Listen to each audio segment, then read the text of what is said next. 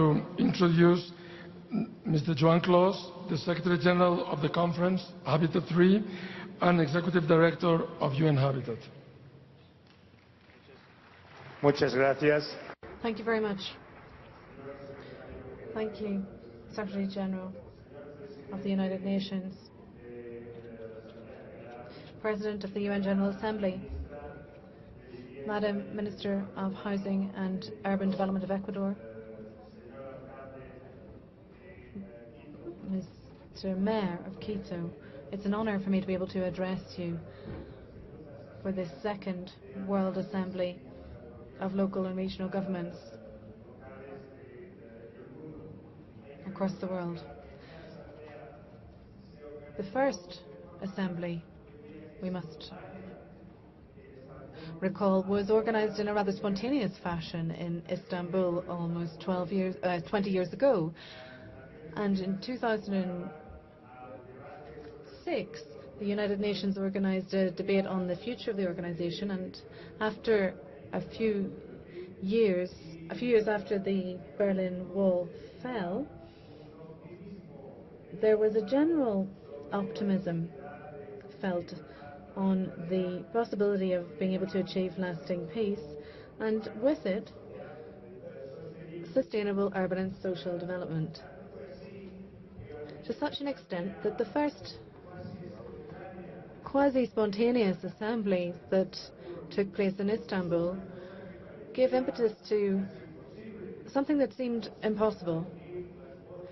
The possibility of being able to unite all of the voices of the mayors of the world in a structure that would help us to be represented. We must recall that at that time there were two main organizations representing mayors. The organization that was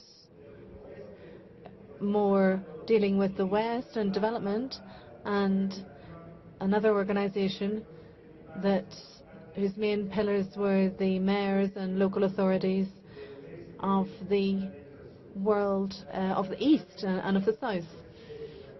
Now, after the Berlin Wall, the collapse of the Berlin Wall and the ensuing events, it was possible to consider in Istanbul the creation of the first assembly. And as a result of that meeting, it was agreed that we would create a federation of associations representing mayors from across the world. And this led to UCLG, the United Cities and Local Governments, as an attempt to try to merge the various platforms, because they were the leftovers from the Cold War. Now, since then, a great deal has changed. And I'd say, in some cases, many of these things have changed for the good.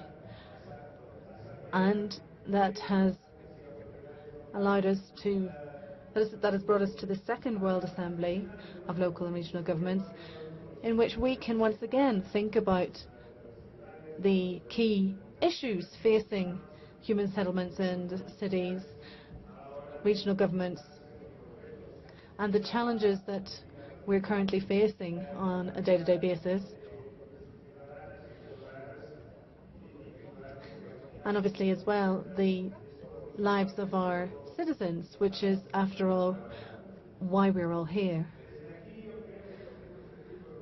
I think that we can be proud to say that the progress made has had the support of local administration in general, and particularly in the latest months, there's been very committed involvement on the part of local and regional governments on the issues of climate change in light of the COP21 Paris Agreement, and of course the agreement on Sustainable Development Goals in the 2030 Agenda. This was inherited from the Millennium Development Goals process, and when they were assessed in 2015, they have now been further strengthened with a commitment whereby in the coming years we will manage to achieve better results. That's what the Sustainable Development Agenda is all about. For the first time in the history of the theory of development, we have seen urban planning as a strategic pillar. It has been the goal number 11 of the Sustainable Development Goals, which recognizes urban planning as an instrument of development. I think that that's particularly timely at a juncture when, and this is where we can see the crux of the urban planning over the past number of years, we do have to face serious problems, such as the fact that we have more than a billion people living in inadequate housing conditions that is not in keeping with the minimum standards for adequate housing, at a time when inequality or the lack of equity is striking in many parts of the world, and in many cities indeed, where we have very serious problems still with unemployment, particularly youth unemployment. And there's a lack of equity or lack of gender equality, and even worse, we are seeing gender-based violence, or in the case of young people and children, exploitation of children in certain societies across the world. And so our pending task is to continue to evolve over the coming years, because we want to succeed. And what we've got to do is to review and bring up to date all of these issues that we need to see improved when it comes to planning, urban planning. Of course, as mayors, you're worried about the issues of urban planning and urban services, but also there are these emerging issues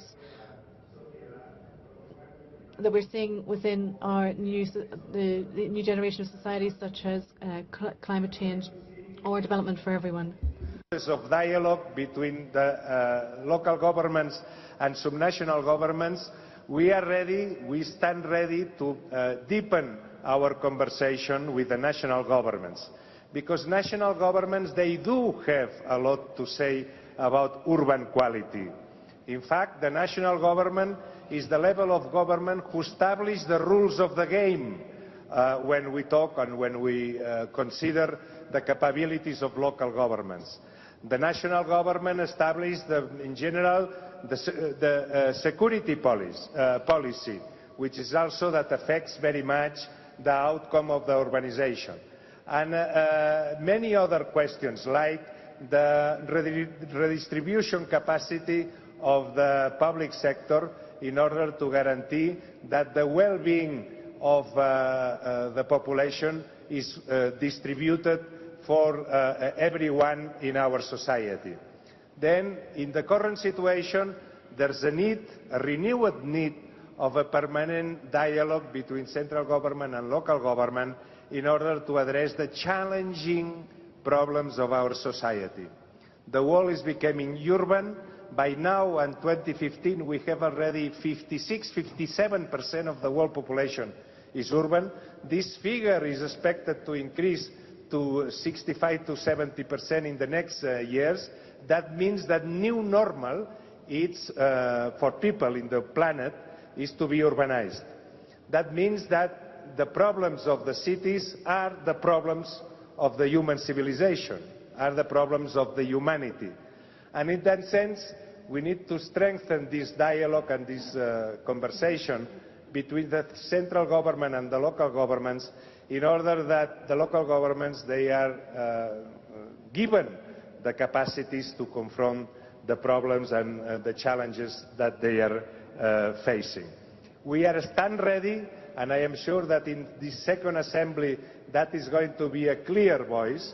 Local authorities stand ready to support for the solutions of these global challenges.